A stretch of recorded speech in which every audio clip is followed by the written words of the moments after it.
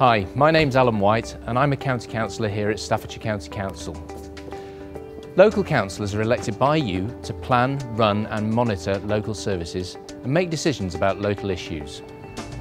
We do this in a number of ways, including investigating issues of local importance and developing policies to address them, supporting community and voluntary groups and helping residents to understand and, if needs be, challenge decisions that affect them. We are also often appointed to help oversee other local services like schools, charities or the fire service. Central government is keen that local people have more influence on the local services in the area in which they live. This video highlights some of the work that local councillors undertake on your behalf and highlights the ways in which local people can start to become involved in planning local services. Many of the councillors at Staffordshire County Council are members of scrutiny committees, which meet here in county buildings. The role of scrutiny committees is to help to review decisions and plan new policies for the future. One of my key roles as a county councillor is I chair a scrutiny committee. Over the last 12 months we've set up a small working group as part of one of the scrutiny committees I was on. And we were looking at the information, advice and guidance given to teenagers around careers options. And we met a whole different range of young people. We weren't relying on documents or what we'd read elsewhere. We're actually face to face in the community talking to people who were using the careers advice service, and from that we were able to get some recommendations and look at how we shape the service. We all become councillors because we want to do the best for our community and make a difference, and scrutiny gives us a fantastic platform to broaden that and look at some issues you maybe wouldn't necessarily come across and drill really deep into those. Another role that scrutiny can play is to allow councillors to raise concerns on behalf of their local communities on decisions that County Council plans to make. For example, the committee that I chair listened to concerns about the review of household waste recycling centres that the County Council was planning to undertake.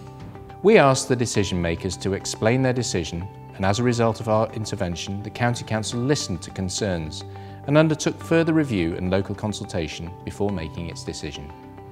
Councillors don't just spend all their time at committee meetings here in county buildings. We are also out and about in our local communities, listening to individual concerns, supporting community schemes and individual projects. We've got this beautiful facility at Rudyard Lake. It is an absolutely beautiful facility, I'm sure you'll agree with me. And I was able to donate some money through the community team to some canoes. This is another asset for the lake. They can hire them out or they can use them for their own groups, and it brings income in, and we all need income to survive today. It came to my attention in the October about the bollards in the High Street in Burton, and the controversy which many cars was tailgating buses has been spiked as a consequence. When I became involved, and as the local county councillor for the Burton Town Division, we considered a number of options, and what we came up with was painting a big red square by either end of the High Street as you approach the town centre.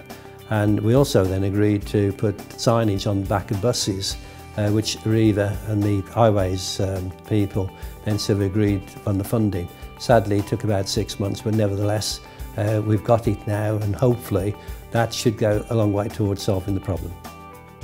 When the issue came up of moves to close Flash School, I attended meetings up at Flash, and I was very upset really by the emotion that the parents had and the deep feeling they got to keep their school. So at every opportunity at full council, I raised the matter and took a petition into the full council, and every time a school was mentioned, I bobbed up to say something about Flash.